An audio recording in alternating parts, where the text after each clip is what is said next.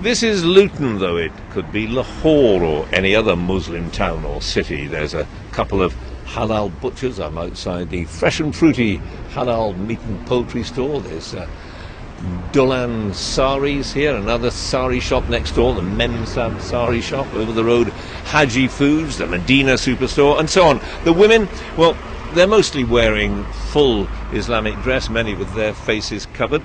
Nothing particularly unusual about this in Britain today, but what singles Luton out from other towns with big Asian populations is that it's acquired a reputation as a breeding ground for Islamic extremism.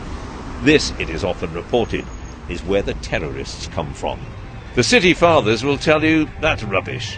It's just that the 7/7 bombers got on the train at Luton on their way to create mayhem in London.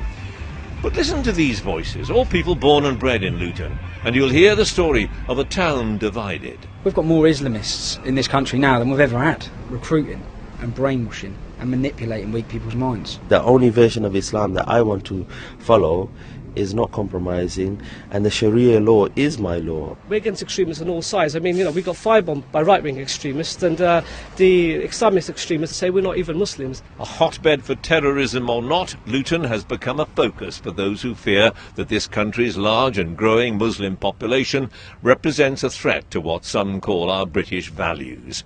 Farasat Latif is the secretary of the Al-Ghuraba Mosque, and he traces it back to 9/11. The tragic events, I believe, were capitalised by sections of the media, politicians and right-wing think tanks to really demonise Muslims and create fear and loathing amongst the general British public against Islam. So this led to a massive rise in Islamophobia. Many people I know have been physically attacked themselves. Women have had their scarves ripped off. So yeah, it was a turning point for us. His response, or the response of most Muslims in Luton, has been to say, in effect, the terrorists weren't us. We don't accept that they represent our religion.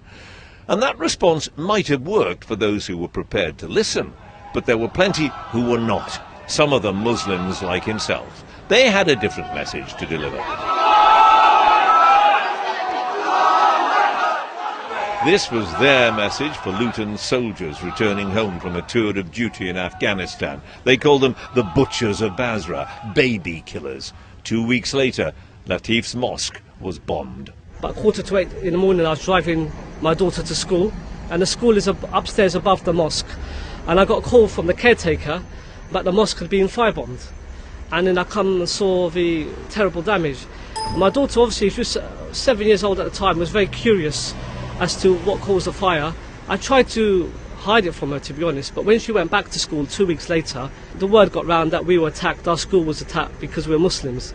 He took me inside to show me. The assailants basically threw a petrol bomb with a number of chemical accelerants in, and this wall you see here, which is it actually goes further up, it's about 12-foot high wall, was almost completely blown out. It was about 30 degrees and it was on the verge of collapse, so the whole building became completely dangerous to enter. Who did it? No one's been charged, but the moderate Muslims were caught in the middle between two forces. Non-Muslims determined to defend what they call the English way of life, and more extreme Muslims who regard men like Farasat Latif as traitors to Islam.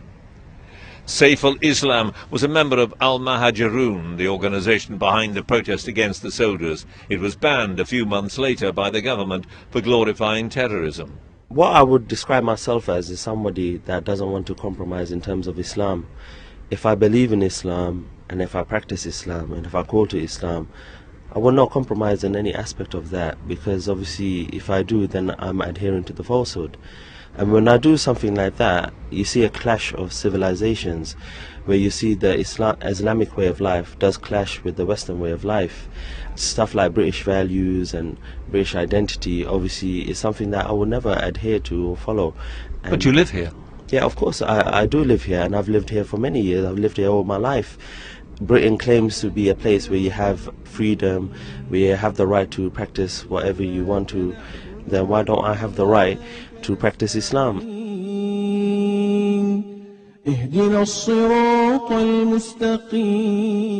While I was talking to Saif al-Islam, they were celebrating Friday lunchtime prayers in the Al-Ghuraba Mosque. In this part of Luton, 60% of the population is Muslim. The English Defence League is appalled by that. Set up and run by a Luton businessman, Tommy Robinson, the EDL has been remarkably successful in a very short time at getting people around the country to come out onto the streets to protest against what they see as a growing threat from Islam. 30 years ago in this town, there was 3,000 Muslims and one mosque. Yeah? If you'd have said to people 30 years ago, in 30 years' time, there'll be 19 mosques, there'll be 30, 40, 50,000 Muslims, they'll be banning the emblem of St George in your school, they'll be opening a prayer centre in the Arndale Centre, they'll be attacking your troops when they're walking home, they'll have stalls set up promoting jihad and extremism every single week in the town. 30 years ago, people would have said, never, that's not going to happen in Luton. Well, it's happened.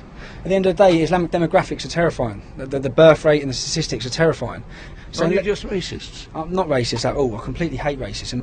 We've defeated Nazism, but yet we're allowing Islamism to flourish because it goes under a banner of a religion.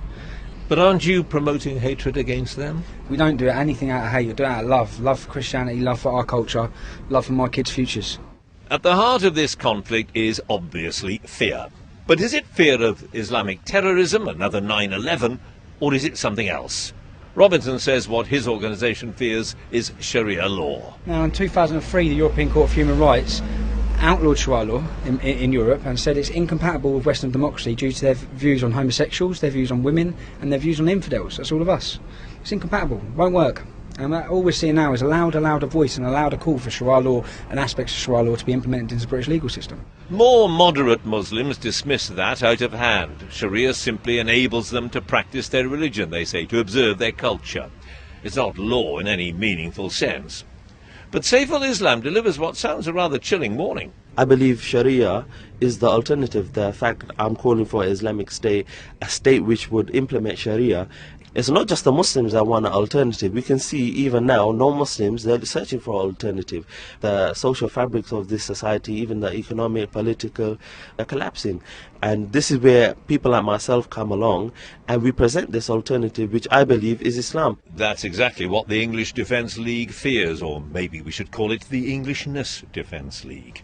What's happened here in Luton over the past 10 years suggests that it's no longer a threat to the security of England that so many fear. It's more a threat to the English way of life.